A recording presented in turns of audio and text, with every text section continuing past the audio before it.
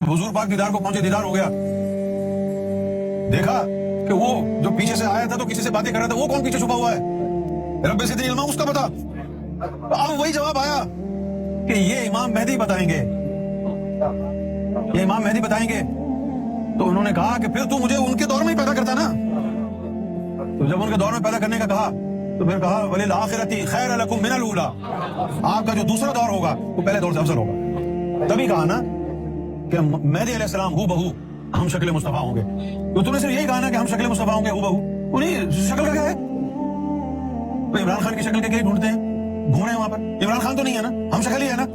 वो इमाम मेहदी भी अगर हुजूर पाक के सिर्फ हम शक्ल हुए तो क्या फायदा होगा इमाम मेहदी को? उनके हम शक्ल होने से क्या फायदा होगा?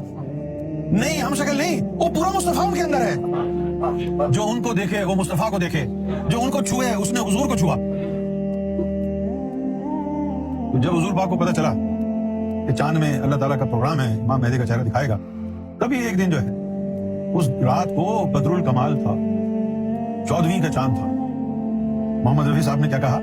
14वीं का चांद हो या जो कुछ भी हो तुम, खुदा की कसम लाजवाब। तो हदीस नबवी है सुनन नबी दाऊद में, अन जरीर बिन अब्दुल्लाह, इनसे रिवायत है, ताला कहा कुन्ना मार रसूलुल्लाह सल्लल्लाहु अलैहि वसल्लम, कि हम लोग रसूलुल्लाह सल्लल्लाहु अलैहि वसल्लम के साथ थे।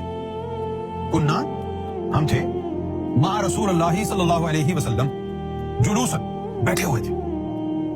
हमारे पाकिस्तान में तो जो लोग गुजर के जाते हैं उसको कहते हैं जुलूस, हालांकि जुलूस का मतलब बैठना होता है। जुलूस बैठे हुए थे। फनज़रा इलल क़मर, चांद की तरफ देखा।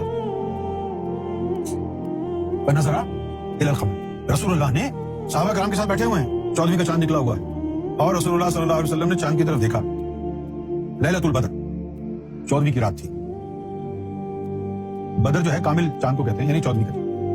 उसके बाद लिखा भी है लैलता अरबा अशरा, अरबा का मतलब 4, अशरा का मतलब 10, अरबा अशरा हो गया 14, 14वीं का चांद हो गया। तो 14वीं का चांद था, हुजूर ने चांद की तरफ देखा, फकाला, और फिर रसूलुल्लाह ने फरमाया, क्या फरमाया? इन्नकुम सतरौन रब्बकुम, कि तुम अपने रब को देखोगे। इन्नकुम सतरौन रब्बकुम, तुम अपने रब को देखोगे, तुम अपने रब का दीदार करोगे। कमा तरौन हादा, जैसे इस चांद को देख रहे हो ऐसे अपने रब को देखोगे। इन्नकुम सतरौन रब्बकुम, तुम अपने रब का दीदार करोगे। कैसे? कमा तरौन हादा, जैसे तुम इसको देख रहे हो। उसके बाद कहा ला तुदम्मून फी रोयती, और उसके देखने में तुम्हें कोई दिक्कत नहीं होगी। देखो चांद पे कोई दिक्कत हो रही? रसूलुल्लाह कह रहे हैं एक जमाना आएगा तुम जिस तरह चांद को देख रहे हो अपने रब को देखो। अरे भाई चांद की मिसाल क्यों दी? चांद तो बहुत दूर है ना, बराबर में कोई गिलास होता, वो तो आपके इतना करीब है ना। भाई तुम इतने करीब से रब को देखोगे जैसे ये गिलास है। तो मिसाल कुर्ब की नहीं दे रहे, चांद की मिसाल इसलिए दे रहे हैं कि रब चांद में नजर आएगा।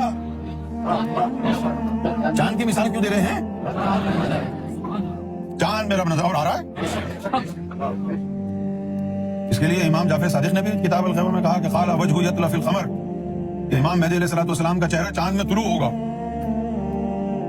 अब ये रिवायतें हैं भाई, अब अल्लाह ताला की तौफीक के ऊपर है कि इसको ईमान की हिदायत की तौफीक दे और अल्लाह की निशानियों को वो मान ले, और अल्लाह की निशानियों को मान के सरकार गौहर शाही के कदमों में झुक जाए और अपना सीना अल्लाह के नूर से मुज़य्यन करे। और अगर किसी के मुक़द्दर में ही कुफ्र जहन्नम लिखा हुआ है तो जाहिर है वो तो फिर ना अल्लाह को मानेगा ना अल्लाह की निशानियों को मानेगा। आगे अच्छा फिर